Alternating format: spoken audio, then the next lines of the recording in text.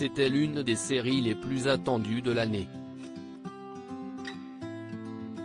Depuis dimanche 15 décembre, les fans de The Crown peuvent découvrir la saison 4 de la série qui retrace le règne de Élisabeth II, lors de périodes charnières de sa vie.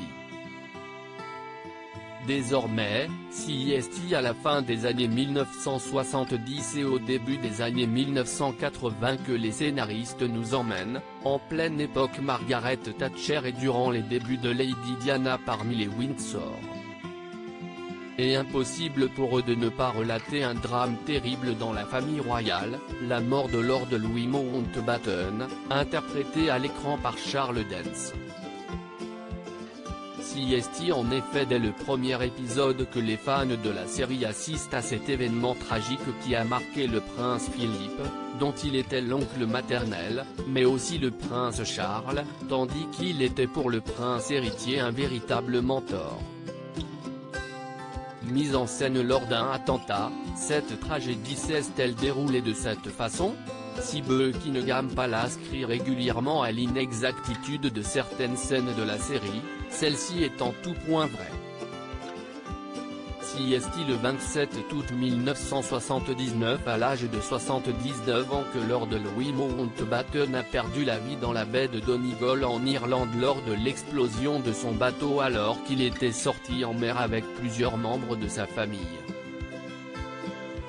Un attentat qui a fait 4 morts et 3 blessés graves dans cette explosion, provoquée par une bombe télécommandée de 23 kg qui a été déclenchée à distance après avoir été placée près du moteur du bateau, périssent également le petit-fils de Louis Mountbatten, Nicholas Knatchbull âgé de 14 ans, ainsi qu'un jeune garçon originaire du comté de Fermanagh, Paul Maxwell âgé de 15 ans.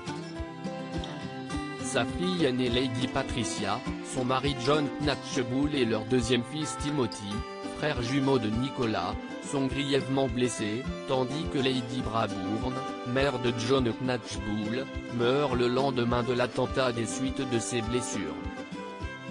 Un attentat revendiqué par l'IRA, armée républicaine irlandaise, note de la rédaction, qui à l'époque militait pour l'indépendance de l'Irlande du Nord vis-à-vis de la monarchie du Royaume-Uni.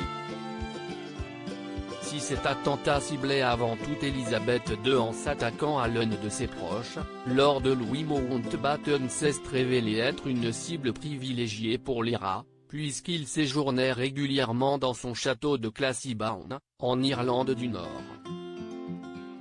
Une attaque probablement motivée également à son encontre par son grand passé militaire, qui a été revendiquée comme une vengeance au Bloody Sunday, tuerie survenue en 1972 à Derry, où 14 personnes ont été tuées par l'armée britannique lors d'une marche pour l'association nord-irlandaise pour les droits civiques.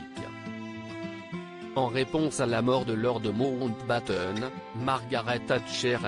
a mis en place une politique répressive plus inflexible que jamais face aux membres de l'IRA.